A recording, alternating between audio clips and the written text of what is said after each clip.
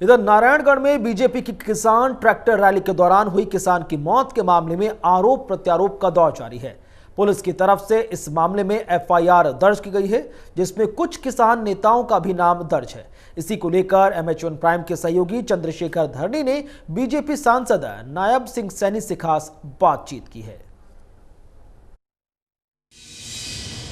कुरुक्षेत्र के सांसद नायब सिंह सैनी हमारे साथ मौजूद हैं, बातचीत करेंगे इनसे। सैनी साहब, जिस प्रकार से नारायणगढ़ के अंदर किसानों के मामले में एक प्रदर्शन हो रहा था, एक किसान की मौत हुई, भारतीय किसान यूनियन इस मामले में कह रही है कि वो सड़कें जाम करेगी, आंदोलन करेगी। आज आपके माध्यम से मैं ये कहना चाहता हूं कि लोकतंत्र है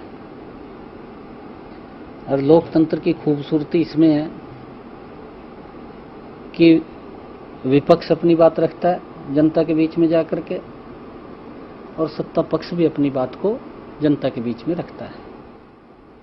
दोनों की बात को जनता सुनती है और उसके बाद निर्णय जनता देती है।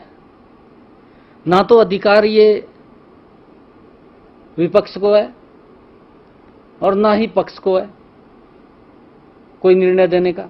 निर्णय तो जनता देती है और यही हमारे लोकतंत्र की खूबसूरती है। यह अधिकार किसी ने नहीं दिया कि अगर कोई अपनी बात शांतिपूर्ण ढंग से रख रहा है कि उसके रास्ते को रोका जाए, उसके ऊपर पत्थरबाजी की जाए, उसके ऊपर लाठीचार्ज किया जाए। नरेंद्र मोदी जी किसान की आय को बढ़ाना चाहते हैं। नरेंद्र मोदी जी ने कहा भी है, नरेंद्र मोदी जी ने कहा कि 2022 तक हम किसान की आय को दुगुना करेंगे। 2014 से 2020 के अंदर जो उन्होंने कहा था कि हम आय को दुगुना करेंगे, 1.5 गुना MSP 6 वर्षों के अंदर बढ़ाने का काम, किसान की जेब में पैसा पहुंचाने का काम नरेंद्र मोदी ने किया है। ये 3 कानून बने हैं।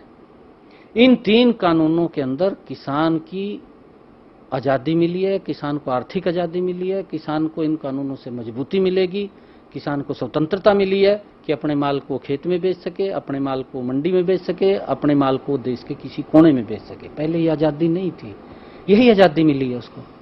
और वो चाहे कॉन्ट्रैक्ट फार्मिंग के माध्यम से, हर तरीके से इन कानूनों के अंदर किसान का संरक्षण किया गया, किसान को मजबूत किया गया, किसान के ऊपर कोई पाबंदी नहीं लगी है और इससे किसान मजबूत होगा।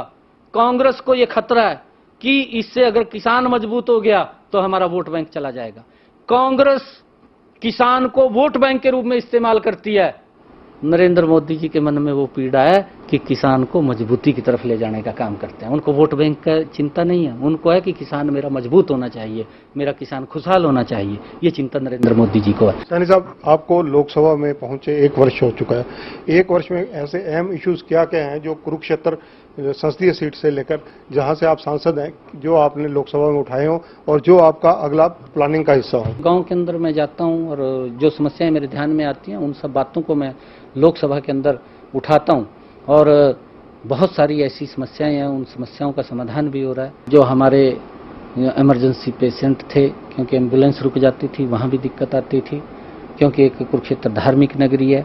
वहाँ पर हर रोज लाखों की संख्या, हजारों की संख्या के अंदर देश विदेश से पर्यटक आते हैं और एक भीड़ का वातावरण रहता था कि उसको लेकर के जाम की स्थिति बनती थी।